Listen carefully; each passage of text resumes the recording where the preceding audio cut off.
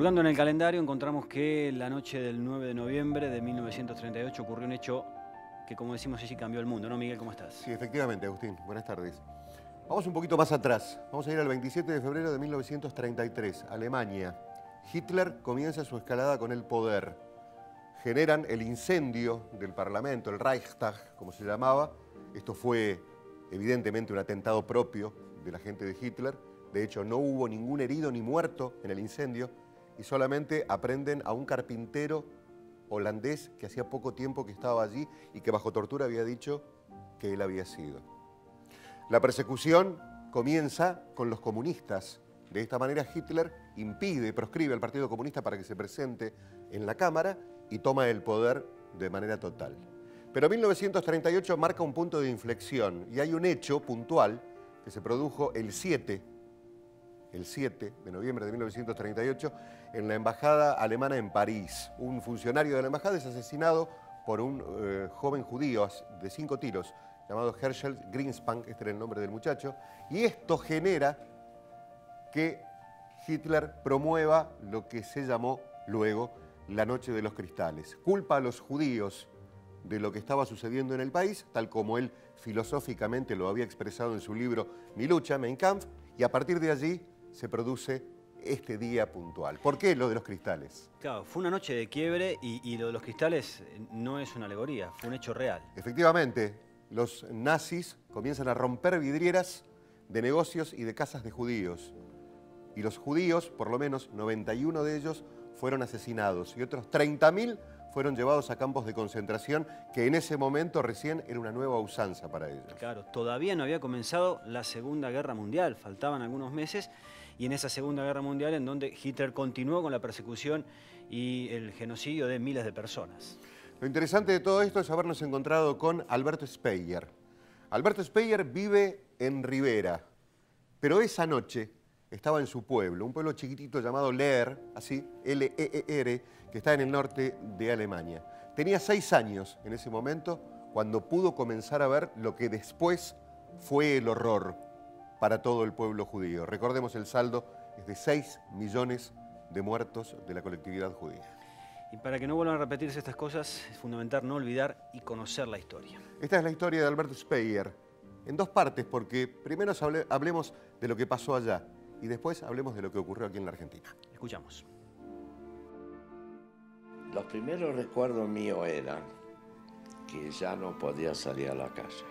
Yo jugaba solo en un patiecito que teníamos, porque era peligroso para un chico estar en la calle. Nosotros teníamos una casa y mi hermana y yo, que era 6 años mayor, dormíamos arriba. Me despierto con gritos. Bueno, mi mamá subió, nos vistió rápidamente porque entran rápido, qué sé yo. Salimos a la calle todo. Y en la calle ya había otros vecinos judíos, era un pueblo donde vivíamos. Y de ahí nos hicieron marchar a punta de bayoneta, gritos, perros, ¿cómo se conoce todo esto? Y nos obligaron a pasar por la sinagoga que estaba en llamas. Mi mamá, que era una mujer muy devota, muy tradicional y judía, bueno, ahí me quedó un recuerdo que cuento muchas veces, el grito de mi mamá cuando vio la sinagoga en llamas. De ahí nos llevaron todo al matadero. No sé por qué era el matadero, ¿no? Porque no nos hicieron nada. Mujeres y chicos para un lado, hombres para otro lado. A nosotros nos mandaron a casa. Y a mi papá, con todo el resto, al campo de concentración de Sachsenhausen. Y mi mamá le manda una carta manuscrita que yo tengo al comandante del campo y pide que liberen a mi papá porque tenemos la llamada a la Argentina. Efectivamente, no había empezado la guerra todavía. Liberaron a mi papá. Después de 3 meses más o menos que estuvo en el campo. Y la verdad, en el primer momento no lo reconocí. Estaba rapado, con barba. ¿De qué vivíamos en aquel momento? No tengo idea, nunca hablé con mis padres sobre eso. Tuvimos la gran suerte de poder salir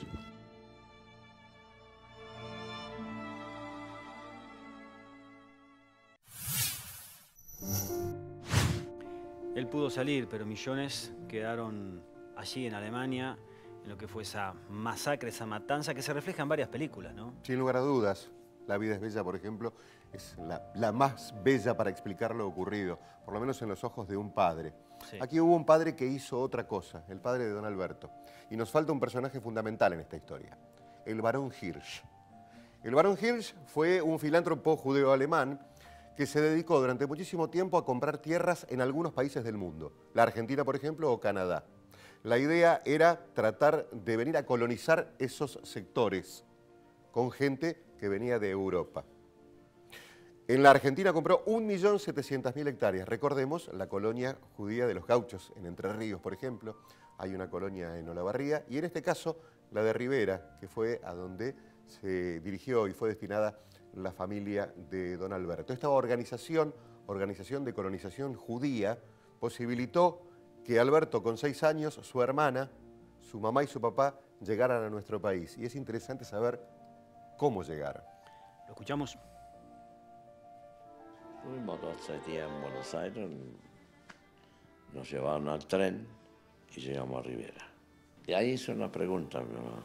Digo, esa es nuestra casa, no tenía idea todavía dónde íbamos ahí, era un chico. No. Bueno, estuvimos 2 o 3 días en Rivera, en una pensión, y después nos llevaron al campo. Había una casita, eran 3 habitaciones, con puerta de afuera, sin piso, nada, ni agua, nada, 0, pero tenía un techo y pared. Pero con nosotros vino otra familia más. Necesitaba otra familia para poder trabajar, 3 hombres. Tenemos 3 habitaciones, sin puerta entre medio, 2 dormitorios, bueno, vacío todo, una cocina que no tenía nada, 0, ni tenemos agua ni nada. Yo lo único que siempre recuerdo es el tremendo frío. Llegamos en julio y no había nada para calentar, ¿no? La primera noche dormimos en un catre, qué sé yo, una frazada, algo así. Y tengo que decir que sí pasamos mucho frío, mucho, pero no hambre. No pasamos hambre. Nosotros fuimos los únicos de una gran familia que se salvó. El resto de mi familia casi todos fueron a Auschwitz. Y en Auschwitz era así. Los que tenían, eran más o menos jóvenes, podían trabajar, fueron a un lado. Ahora, los chicos lo mataron inmediatamente. Tengo la visión que mi mamá esperaba carta y carta. Nos salvamos en el último momento. Yo quiero resaltar acá una cosa que toda la vida lo digo. Yo amo a la Argentina, amo a mi pueblo Rivera, y la Argentina y mi pueblo, dentro de los largos, difíciles años, nos hizo hacer una vida buena.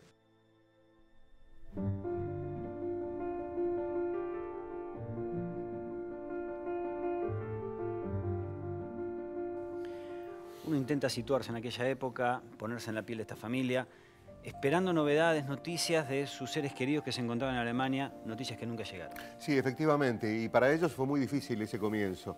La nota tiene un cierto grado de sensiblería, más de mi parte que de parte de don Alberto, que tenía los recuerdos muy fijos, muy firmes, sobre todo en relación al agradecimiento que hizo con respecto a cómo vivieron aquí en la Argentina. Don Alberto lo dijo, la Argentina nos salvó la vida. Él vino con su papá, su mamá y su hermana. Él realizó su vida como productor agropecuario en Rivera, tuvo 2 hijos, tiene 5 nietos, está bárbaro de salud, tiene 86 años. Está muy bien, sí. A punto de los 87, pero lo importante de todo esto es rescatar el testimonio de alguien que tuvo la posibilidad de salvarse, porque él se fue de Alemania y no nos olvidemos de que la Segunda Guerra Mundial comenzó el 1 de septiembre de 1939 y este fue el camino irreversible a la destrucción de un pueblo. Es bueno conocer la historia para no repetir los errores que ha cometido la humanidad a lo largo de muchísimos siglos.